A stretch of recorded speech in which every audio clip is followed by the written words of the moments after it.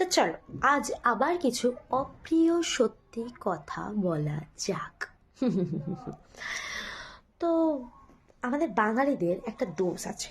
আমরা কি বলো দেখিনি, আমরা ক্লাস 12-এর মেয়ে যখন আমব্রেলা বানান বলতে পারি না তখন তাকে ট্রোল করি। ইভেন এমন ট্রোল করেছে যে ওই মেয়েটা এত ফেমাস হয়ে গেল বলারই কিছু নেই। মানে জাস্ট সামান্য একটা আমব্রেলা বানান ভুল বলেছে বলে। এই যে স্টুডেন্ট, কিন্তু আমরা বাঙালিরা যখন বাঙালি হয়ে ইংলিশ মিডিয়ামে ছেলেদেরকে ভর্তি করি, ইভেন আমিও হয়তো করব, যদি আমার ছেলের বুদ্ধি হয়তো করব, তো অনেকের বাবা মাই, মানে অনেকের কি এখন সবাই ইংলিশ মিডিয়ামেই ভর্তি করে। ইংলিশ মিডিয়ামে ভর্তি করলে বাঙালি ছেলেরা এতটুকু বাংলা বানান কেন উচ্চারণ করতে পারে না?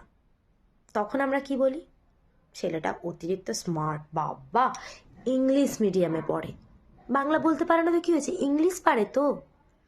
ভাই আমরা বাঙালি, আমি যদি আমার ছেলেকে ইংলিশ মিডিয়ামে ভর্তি করিও আমি অবশ্যই বাংলাটা শেখাবো, কারণ বাংলা ওর মাতৃভাষা, বাংলাটা তো ওকে জানতেই হবে। কেউ যদি বলে আমি খাবো বলতে পারবো না, ইট বলতে পারবো, ভাই দরকার নেই, তুই যা।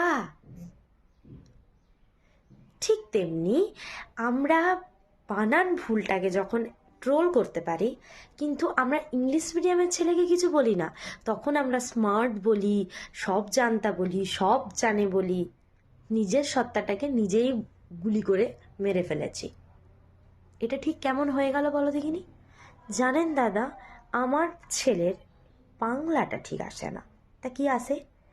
বাঙালি হয়ে যদি তুমি বাংলায় বলতে না পারো, বাঙালি হয়ে পড়ে যদি তোমার বাংলা বলতে লজ্জা লাগে, তাহলে আমি বলছি তুমি বাঙালি হয়ে বাঙালি জাতির কলঙ্ক। ছেড়ে দাও, যাও না বিদেশে, যে ইংলিশ মিডিয়ামে পড়ে বিদেশি হয়ে যাও। এখানে থেকে কি করছো?